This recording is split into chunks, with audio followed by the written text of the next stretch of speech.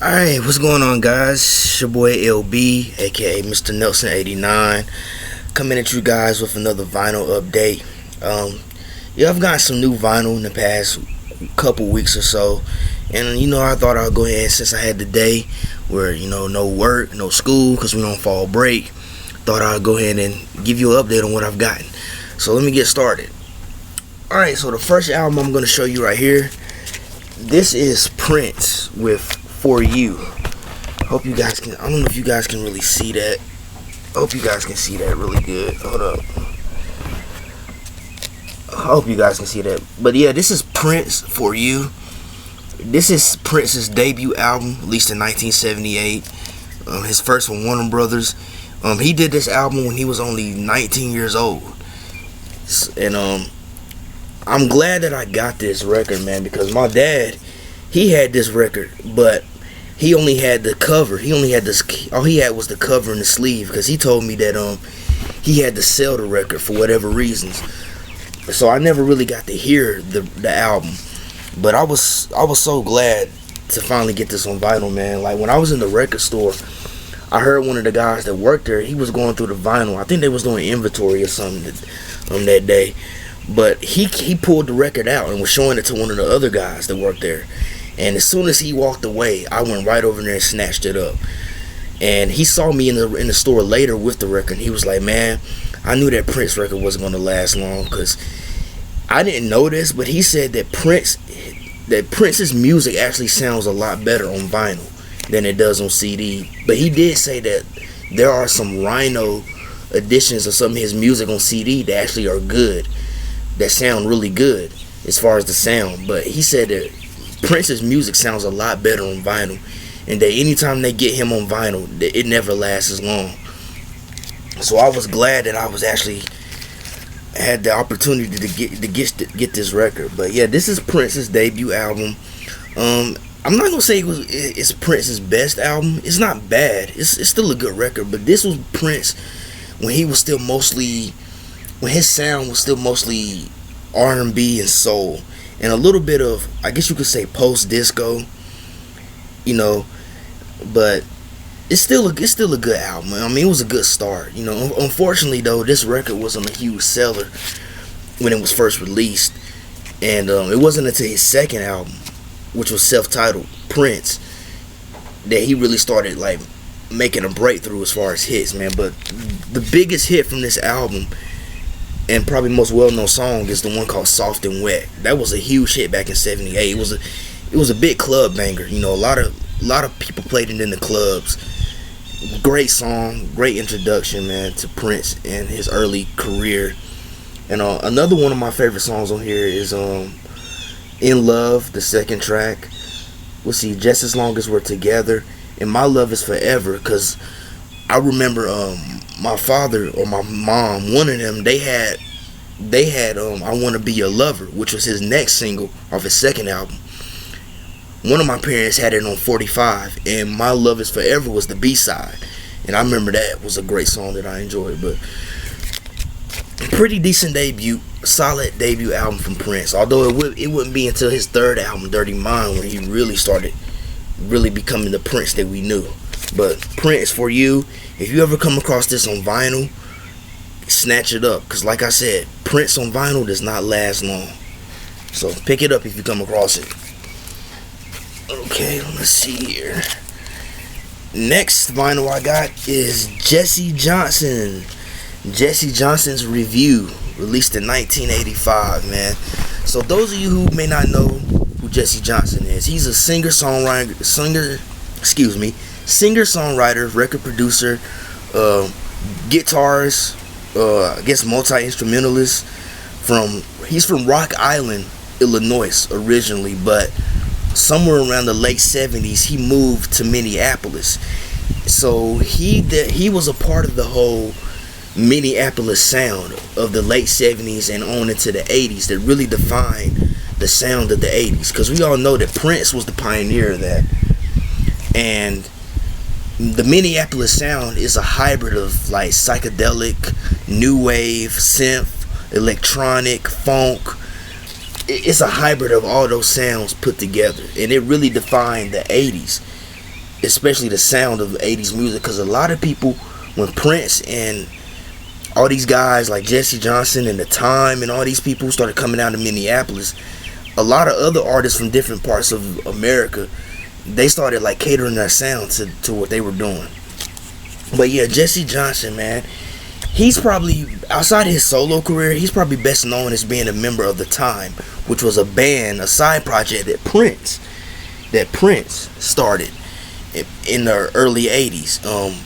Morris Day was the front man. We all know who Morris Day is. Some of you guys out there know who it is. But yeah, Jesse Johnson, man, he was the guitar player in that band, and he was also a songwriter. He wrote some of their biggest hits, such as Jungle Love. I think he wrote The Bird, but he wrote a lot of their biggest hits. But anyway, when they broke up the first time, Jesse Johnson, thanks to his agent, he got a solo deal with A&M Records, and he went and found his own backing band called the Revue, and he released this album in '85 called Jesse Johnson's Revue, man. A huge hit back in the '80s, man. Although I think it was his next album, Shockadelica, that's probably his most recognized. But this was a good album, great '80s R&B and funk and soul, man. I mean, Be Your Man was a huge hit. The song Be Your Man, that was the first single, I think, from the album. Huge hit. I Want My Girl, which was a love ballad, another huge hit from the album. What else? Can You Help Me? And Special Love, that was a B-side to actually the 12-inch single Be Your Man. But yeah, my parents, I think my dad, I think he had this single for Be Your Man on 12-inch vinyl. So I remember hearing this a lot growing up in my house, man. But I was so glad to find this on vinyl as well, man, because this is definitely a classic album of the 80s era, man. If you into that good old Minneapolis 80s sound, hey, great start, man. I mean, come on, look at the cover, man. The cover is just so 85. The cover is so 1985. And look at the way these guys look, man. So 1985, bruh. But I was so glad to find this. Found it at the same record store too. But great record. Alright, now these next two records I've actually had a while. I probably had them like over a month. But for some reason I thought I had already done a review on them, but I realized I hadn't. But they'll be new to you guys out here just viewing this video. Right, so right here, Bad Brains. Yes, this is their self-titled debut album, released in 1982, although on here it says 1981, so I don't know. I know the album was recorded in 1981. But yeah, Bad Brains, they are a punk rock band from Washington DC, and they were the first hardcore punk band to really emerge out of the East Coast. And a lot of bands followed in behind them, such as Minor Threat. You know what I'm saying? They pioneered the whole DC hardcore scene. Like a lot of bands like Minor Threat. I think there was another band called The Faith. A lot of those bands from the DC area really following in behind these guys. And what was so unique about Bad Brains was that all four of the members were African Americans, which was something you really didn't see a whole lot in punk back in those days. And they were all devout Rastafarians, which in this case they were able, not only were they good at making good punk, but they were also great reggae musicians. And there's a couple of reggae songs on this album as well, but for the most part it's mainly a hardcore punk album. And also Bad Brains, they were pioneers because they were one of the first bands to really lay the template for like the sound of hardcore punk. At the time that this album was released, this held the record for like the fastest sounding record, because Bad Brains, man, they played their music at like fast tempos. Like a lot of people who said when they first heard Bad Brains, like when they first heard the Pay to Come single from 1980, a lot of people thought that they had the wrong speed on their record players, because that's just how fast the guys were playing the music, man. But yeah, this is a landmark album in punk, man. If anybody that's a fan of punk should have this in their collection. I mean, if you claim to be a punk purist and didn't have Bad Brains in your collection, I would probably look at you kind of funny. Like, I don't know, man. But just this is just a landmark album within that genre, man. And you know, I have it on CD as well. Listen to it quite a bit. I would say that this album and the Black Dots album that was released back in 1996, which compiled a bunch of demos and different outtakes of songs that they did around this era. Those are my two favorite Bad Brains albums. But yeah, this record was originally released on cassette only back in '82. It wasn't released on vinyl until like 1996. But hey, it's still available. I mean, you can still get new copies of this on vinyl. So hey, if you come across it, go ahead and check it out, man. You won't be disappointed. Alright, and last but definitely not least, I have, this is Talib Kweli and Hi-Tek, also known as Reflection Eternal, Train of Thought. It released originally in 2000 on Raucous Records, man. I have this on vinyl. Well, of course, you see I have it on vinyl. I meant to say I had this on CD as well. This is definitely one of my favorite hip-hop albums, man. You know, I had to get this on vinyl because it's one of my favorite hip-hop records.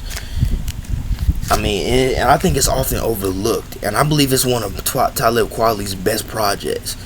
You know, Talib has a lot of classic albums under his belt, but I think this was probably his best, in my opinion, man. Like, this is the one I always go back to the most. It's my favorite because anytime I feel like listening to Talib, this is usually the album I want to listen to, man. But this was my introduction into Talib Kweli, man, back 15 years ago when the Blast first came out, because that was one of my favorite songs on the radio. I loved the video with him and Hi-Tek and Mos Def making cameos, the people dancing in the rain. Definitely a classic, man. But yeah, this is a double album. It's got 4 sides. Crazy, man. But I was definitely glad to get this on vinyl, man, because I just feel like it's a part of history. It's very historical, man, in my opinion, man. Like, and anytime I listen to this record, man, I feel like this is something that I could pull out and like play for my kids or something one day. But really enjoyed this record. Very soulful, very kind of jazzy. I mean, this record came out during the whole neo soul movement that was really big during the late 90s, early 2000s.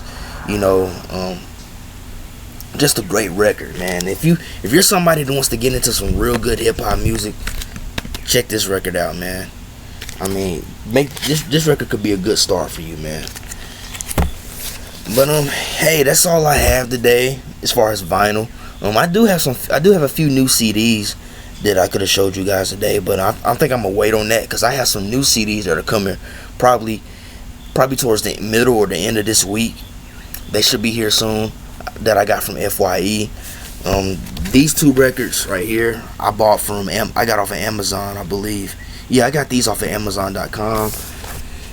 These 2, I found these at Manifest Disc and Tapes down in Charlotte. A great place I like to frequent as far as music, man. I don't know, man. I might go to the record store today sometime. I don't know, pick up some new stuff. But I hope you guys enjoyed this new vinyl update. Like I said, I'm glad to really be back doing this more regularly. I kind of miss doing it. And I hope you guys enjoyed the videos I've put up recently, man. I hope you enjoy this new one once it goes up. But until then, as always, I hope everyone has a blessed day. And love, peace, and music. Peace out, man.